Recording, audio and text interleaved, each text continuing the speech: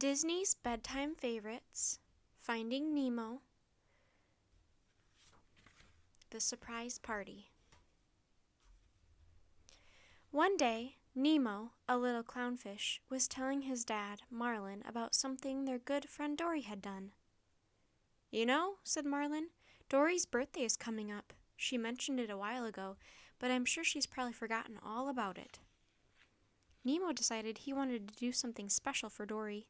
After all, she was like family. "I know," he thought. "I'll throw her a surprise birthday party." At recess the next day, Nemo asked his friend Pearl, the octopus, Tad, the butterfly fish, and Sheldon, the seahorse, to help plan Dory's party. "Count me in," said Pearl.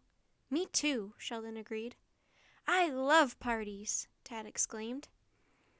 "Then let's meet right after school and start planning," Nemo suggested. That afternoon, the friends met near the sponge beds. Soon, they were having a contest to see who could bounce the highest. After they declared Pearl the winner, they got down to work.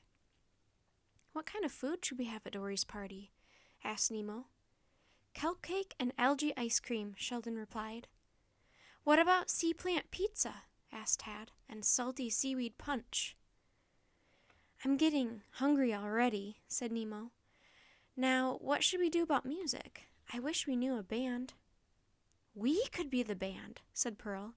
"I'm great on the sand dollar tambourines." "Yeah, and I can play the clamshell drums," said Sheldon. "Great," cried Nemo.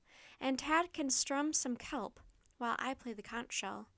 Let's meet here tomorrow after school to practice." Back at home that evening, Nemo told Marlin about the party. Marlin looked a little worried for a moment. Then he reminded himself how clever Nemo was.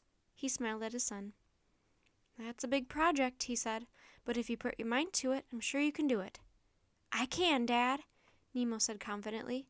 "Dory's surprise party is going to be the best ever. Just wait and see." The next day, Nemo and his friends were swimming toward the sponge beds with their musical instruments when they bumped into Dory. "Hi, Nemo!" "Hi, kids!" Dory exclaimed. She had terrible trouble remembering anything, especially Nemo's name. "What are you up to?" Nemo stammered. "Music class homework," Tad piped up. "We'll have fun," said Dory, swimming off in the other direction. The friends smiled at each other and began to practice. At first, they didn't sound very good, but after a while, they began to hit their groove. After school the next afternoon, Nemo and his friends talked about who to invite to the party.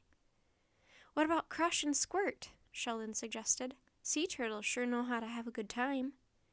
"Everyone from school, including Mr. Ray," said Tad. "And I'll invite Bruce, Anchor, and Chum," Nemo said. "They may be sharks, but they're friends of Dory's." "Let's give them a job so they stay out of trouble," said Pearl. "Like serving the punch." "Okay, I think we're all set." Tad, Pearl, Sheldon, and Nemo swam off to invite the guests. Finally, it was the day of the party. Nemo and his friends woke up early and started decorating. Pearl talked some starfish into making a pretty pattern on a large piece of coral.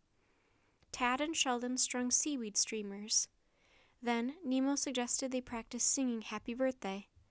Just as they finished the last line, they heard another voice join in. It was Dory. "I love singing," she exclaimed. "How did you know it was my birthday?" "You told me," said Nemo. "Really, Nano?" asked Dory. "I don't remember that." "Now the surprise is ruined," said Nemo sadly. "What?" said Dory. "Someone ruined your surprise? Just tell me who did it. I'll fix things." "You mean you've forgotten already?" asked Nemo. "Forgotten what?" Dory replied. "Nothing," said Nemo, cracking a smile. It sure was helpful that Dory's memory wasn't very good. "See you later," said Dory, swimming away. "Who was that birthday fish anyway?" she muttered to herself. "I think it was someone really nice, someone I really liked." "Another close call," said Nemo to his friends, "but I think we're all set. Why don't we go home and get ready? I'll meet you guys back here with Dory." "Nemo, I don't know if I can come to the party," said Sheldon. "My dad wants me to watch the babies." "Bring them along," said Nemo. "The more the merrier."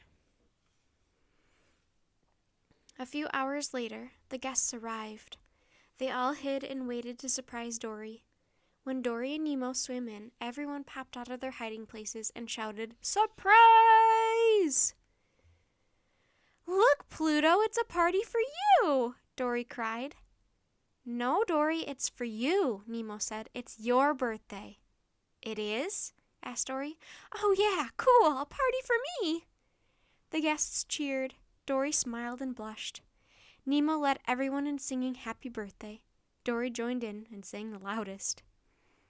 "You're the best friends a fish could have," said Dory. Later she swam over to Marlin and Nemo. "I sure am glad your dad and I found you, Nemo. This is the best birthday I've ever had." "Hey, Dory," said Nemo. "You remembered my name." "What's that, Flipper?" asked Dory. "Oh, nothing," Nemo said with a sigh. "Let's get some food." "Salty seawater punch?" exclaimed Dory. "My favorite." "Allow me to pour you some," said Bruce, the great white shark, as he flashed Dory a giant toothy grin. "I thank you, sir," replied Dory. "Happy birthday, Dory," said Chum. "You sure have a lot of friends here today." "Fish are friends, not food," Anchor reminded the other two sharks. "That's right, guys," said Dory. "Don't forget it. Hey, how about we all get some birthday cake?" They swam away. The minute the sharks left, the other sea creatures swam over to get some punch. Right about then, Nemo and his friends played their first song, which got everybody dancing. Even Marlin swayed a little to the melody. Later, Crush and his son Squirt whirled around to the music until they were so dizzy they had to take a break. Crush saw Marlin and swam over to say hello.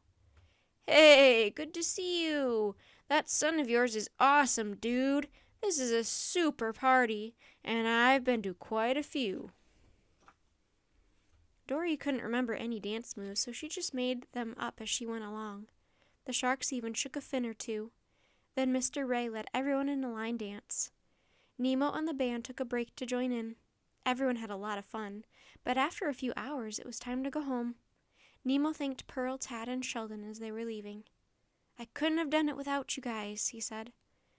"Boy," said Dory, "that birthday fish is lucky to have so many good friends."